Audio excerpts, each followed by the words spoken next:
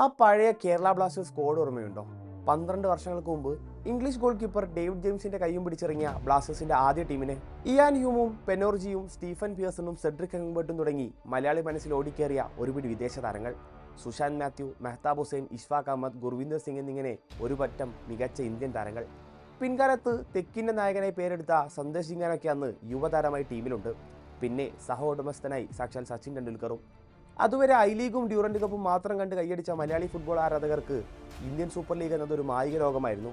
സ്വന്തം നാടിൻ്റെ പേരിലൊരു ടീം, കളിക്കാനും കളി പഠിപ്പിക്കാനും ലോകോത്തര താരങ്ങൾ. ആദ്യ സീസണിൽ തന്നെ ടീം ഫൈനലിൽ കടന്നതോടെ കേരള ഫുട്ബോളിലെ നവോത്ഥാനത്തിൻ്റെ പേരായി മാറി ബ്ലാസ്റ്റേഴ്സ്. പക്ഷേ കിരീടം കിനാവ് കണ്ടവരുടെ ഹൃദയങ്ങളിൽ കനൽ കോരിയിട്ട് മുഹമ്മദ് റഫീഖിൻ്റെ ഹെഡർ കപ്പ് കൊൽക്കത്തൻ ഷെൽഫിലെത്തിച്ചു. പിന്നീടും 2 തവണ കൊമ്പന്മാർ കിരീടത്തിന് അരികെ എത്തി. എന്നാൽ ഡേബ്ജിത്ത് മുജന്ദാറിന്റെ കാലും ലക്ഷ്മികാന്ത് കട്ടിമണിയുടെ കൈയും അവരുടെ കിരീടമോഹങ്ങളെ തട്ടിയകറ്റി. 12ാം സീസണിൽ നീലക്കുറിഞ്ഞി കുപ്പായം തയ്ച്ച് ബ്ലാസ്റ്റേഴ്സ് കാത്തിരിക്കുകയാണ് ആദ്യ കിരീടമെന്ന ലക്ഷ്യത്തിനായി. എന്നാൽ മുമ്പൊന്നുമില്ലാത്ത പ്രതിസന്ധിയിലൂടെയാണ് അവർ കടന്നു പോകുന്നത്. 6 വിദേശ താരങ്ങളും ഇതിനോടകം കൂടുമാറി. ഇന്ത്യൻ താരങ്ങളുടെ കൊഴിഞ്ഞുപോക്കും തുടർന്നുകൊണ്ടേയിരിക്കുന്നു. പുതിയ സൈനിങ് ആകെ വന്നത് റൗളിൻ ബോർജസ് മാത്രം. ഹോം ഗ്രൗണ്ട് മാറ്റത്തെ പറ്റിയും വാർത്തകളും ചർച്ചകളും സജീവമാണ്. ആഴ്ചകളുടെ ദൂരത്ത് ISL വരാനിരിക്കെ എന്താവും ബ്ലാസ്റ്റേഴ്സിന്റെ പ്ലാൻ? പരിശോധിക്കാം. Upside down. 7 ആഴ്ച മുമ്പ് ബ്ലാസ്റ്റേഴ്സ് തങ്ങളുടെ സോഷ്യൽ മീഡിയ ഹാൻഡിലുകളിൽ പോസ്റ്റ് ചെയ്തൊരു ചിത്രത്തിലെ തലക്കെട്ട് ഇങ്ങനെയായിരുന്നു. അതിന് ക്യാപ്ഷനായി അവർ നൽകിയത് സ്ട്രേഞ്ചർ തിങ്സ് എന്നും. കഴിഞ്ഞ കുറേ നാളുകളായി ക്ലബിലും ഇന്ത്യൻ ഫുട്ബോളിലും നടക്കുന്നത് അതുതന്നെയാണല്ലോ. തലതിരിഞ്ഞ ഫോർമാറ്റും പരിചിതമില്ലാത്ത സംഭവ വികാസങ്ങളും. ലീഗിന് ശേഷം സൂപ്പർ കപ്പ് എന്ന രീതി മാറി. സൂപ്പർ കപ്പ് കഴിഞ്ഞാൽ ഉടൻ ISL എന്നത് വെറും വാക്കായി ഒതുങ്ങി. ക്ലബ്ബുകൾ പലതും പ്രവർത്തനം നിർത്തിവെച്ചു. വിദേശ താരങ്ങളിൽ ഏറെ പേരും പുതിയ കുപ്പായം തേടിപ്പോയി.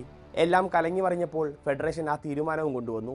ISL ഫെബ്രുവരിയിൽ കളിക്കാമത്രേ. തിയാഗോ അൽവസാണ് ബ്ലാസ്റ്റേഴ്സിൽ നിന്നുമുള്ള കൊഴിഞ്ഞുപോക്കിന് തുടക്കമിട്ടത്. സൂപ്പർ കപ്പിന് മുന്നോടിയായി ടീമിലെത്തിയ പോർച്ചുഗീസ് മുന്നേറ്റ താരം. സ്പോർട്ടിംഗ് ഡൽഹിക്കെതിരെ മത്സരത്തിൽ ക്രോസ് ബാറിലടിച്ചു മടങ്ങിയ താരത്തിന്റെ ഫ്രീ കിക്കിന്റെ മുടക്കം ബ്ലാസ്റ്റേഴ്സ് ആരാധകരുടെ ചെവിയിൽ നിന്ന് വിട്ടുപോകും മുമ്പേ താരം സ്ഥലം വിട്ടു. കംബോഡിയൻ ലീഗിലെ സ്വായറിംഗ് FC ആണ് താരത്തിന്റെ പുതിയ ടീം. മുൻ ബ്ലാസ്റ്റേഴ്സ് താരമായ ക്വാമി വെപ്പറയും ചെന്നൈയിൻ FC താരമായിരുന്ന കോണോ ഷീൽഡ്സുമെല്ലാം ഇന്ന് തിയാഗോയുടെ സഹതാരങ്ങളാണ്. ISLന്റെ അനിശ്ചിതത്വം കൊഴിഞ്ഞുപോകലുകൾക്ക് വഴിയൊരുക്കുമെന്ന് ഉറപ്പുള്ള കാര്യമായിരുന്നു. മറ്റു പല ക്ലബ്ബുകളും അത് നേരത്തെ തുടങ്ങിയിരുന്നു. എന്നാൽ 2026 കടന്നയുടൻ ബ്ലാസ്റ്റേഴ്സ് ആരാധകരുടെ ഉള്ളിൽ നീറ്റൽ സമ്മാനിച്ച് ആ വാർത്തയെത്തി. അവരുടെ പ്രിയ നായകൻ അഡ്രിയാൻ ലൂണ ടീം വിടുന്നു. ലോണിലാണെന്നുള്ളതാണ് ആകെ ആശ്വാസം. എങ്കിലും ലൂണ എന്ന ഹൃദയമില്ലാതെ ബ്ലാസ്റ്റേഴ്സ് എങ്ങനെ മുന്നോട്ട് പോകുമെന്ന് ആരാധകർക്കുള്ളിൽ ഒരു ചോദ്യമുണ്ടായിരുന്നു. പിന്നാലെ നോഹയും ലോണിൽ കളം വിട്ടു. അല്ലെങ്കിലും എന്തുറപ്പിൻ്റെ പേരിൽ ഇവരൊക്കെ ഇവിടെ തുടരും? എന്നെന്നോ എപ്പോഴൊന്നും ഉറപ്പില്ലാത്തൊരു ടൂർണമെൻറ്റിനായി എത്ര നാൾ അവരിങ്ങനെ കാത്തുകെട്ടി കിടക്കും? ഇരുവരും ഇന്തോനേഷ്യൻ ലീഗിലേക്കാണ് പോയത്. ലൂണ പെർസിക് FCക്കും നോഹ ദേവ യുണൈറ്റഡിനുമായാണ് കളിക്കുന്നത്. Juan Rodriguez, കോൾഡോ ബിയറ്റ, Dusan ലഗത്തോർ. ബാക്കിയുള്ള 3 വിദേശ താരങ്ങൾ കൂടി ടീം വിട്ടുവെന്ന് ഉറപ്പായതോടെ ഒരു ഓൾ ഇന്ത്യൻ സ്ക്വാഡുമായി ആയിരിക്കും ബ്ലാസ്റ്റേഴ്സ് ISLൽ ഇറങ്ങുക എന്നത് കൺഫേമായി. നേരത്തെ മറ്റു ചില ISL ടീമുകളും ഓൾ ഇന്ത്യൻ സ്ക്വാഡ് എന്ന തീരുമാനമെടുത്തിരുന്നു. ഒരു ഷോർട്ട് ടേമിൽ നടക്കുന്ന ഭാവി എന്തെന്ന് ഉറപ്പില്ലാത്തൊരു ലീഗിന് വേണ്ടി എങ്ങനെ വിദേശ താരങ്ങളെ പണം കൊടുത്ത് നിർത്തും? ക്ലബ്ബുകളുടെ ചോദ്യം അതായിരുന്നു. FC ഗോവ അടക്കമുള്ളവർ താരങ്ങളോട് സാലറി കട്ട് വരെ ആവശ്യപ്പെട്ടു. നിലവിലെ സൂപ്പർ കപ്പ് ജേതാക്കളാണവർ എന്നോർക്കണം. ഓൾ ഇന്ത്യൻ സ്ക്വാഡ്, തല മുതൽ കാൽ വരെ ഇന്ത്യൻ താരങ്ങൾ മാത്രം. 11ലും ബെഞ്ചിലും റിസർവിലുമെല്ലാം സർവത്ര ഇന്ത്യൻ താരങ്ങൾ. ഈ കൺസെപ്റ്റ് മനസ്സിൽ കണ്ട് പലരും ടീമിന്റെ ആദ്യ 11 എഴുതി തുടങ്ങി. പക്ഷെ അവിടെ കേരള ബ്ലാസ്റ്റേഴ്സിന്റെ വക അടുത്ത ടെസ്റ്റ് വരികയാണ്. മുഹമ്മദ് ഐമനും മുഹമ്മദ് അസറും ടീം വിടുന്നു. 2 മലയാളികൾ, ലക്ഷദ്വീപിൽ നിന്നുമുള്ള ഇരട്ട സഹോദരങ്ങൾ. അതിലുമപ്പുറത്തേക്ക് അവർ ആരാണെന്ന് ചോദിച്ചാൽ ചിലതുണ്ട് പറയാൻ. ഡോൺ ബോസ്കോ ഫുട്ബോൾ അക്കാദമിയിലൂടെ ഫുട്ബോളിലേക്ക് കാലെടുത്തു വെച്ച ഇരുവരും 2018 കേരള ബ്ലാസ്റ്റേഴ്സിന്റെ അക്കാദമിയിലെത്തി. ഭാവിയുടെ വാഗ്ദാനങ്ങളെ വിരിച്ചെടുക്കാൻ ബ്ലാസ്റ്റേഴ്സ് 2015 തുടങ്ങിയ അവരുടെ ഗ്രാസ് റൂട്ട് സിസ്റ്റത്തിൽ അവിടെ നിന്നും കളി പഠിച്ച് അണ്ടർ 15, അണ്ടർ 18 ടീമുകൾക്കായി കളിച്ച ഇരുവരും 2022 UK നടന്ന നെക്സ്റ്റ് ജെൻ കപ്പിൽ ബ്ലാസ്റ്റേഴ്സിനായി ബൂട്ടുകെട്ടി. പിന്നാലെ ഇരുവർക്കും സീനിയർ ടീമിലേക്കുള്ള വെളിയുമെത്തി. വിങ്ങറായും അറ്റാക്കറായും എല്ലാം കളിക്കുന്ന ഐമൻ 31 തവണ ISLൽ ബ്ലാസ്റ്റേഴ്സ് കുപ്പായം അണിഞ്ഞു. 1 ഗോളും 5 അസിസ്റ്റുമാണ് ഈ മത്സരങ്ങളിൽ താരത്തിന്റെ സമ്പാദ്യം. അസറാകട്ടെ 22 തവണയാണ് ടീമിനായി ബൂട്ട് കെട്ടിയത്. സെൻട്രൽ ഡിഫൻസീവ് മിഡ്ഫീൽഡർ റോളിലാണ് അസർ കളത്തിലിറങ്ങാറ്. 2016 കൊച്ചി വേദിയായ ISLന്റെ 3ാം എഡിഷൻ ഫൈനലിന് ട്രോഫിയുമായി ഗ്രൗണ്ടിലിറങ്ങിയത് ഐമനും അസറുമായിരുന്നു. അന്ന് പെനാൽറ്റി സ്പോട്ടിൽ സെഡ്രിക് ഹെങ്ബർട്ടിന് പിഴച്ചപ്പോൾ കണ്ണീർ പൊഴിച്ച ആയിരക്കണക്കിന് ആരാധകർക്കിടയിൽ അവരുമുണ്ടായിരുന്നു.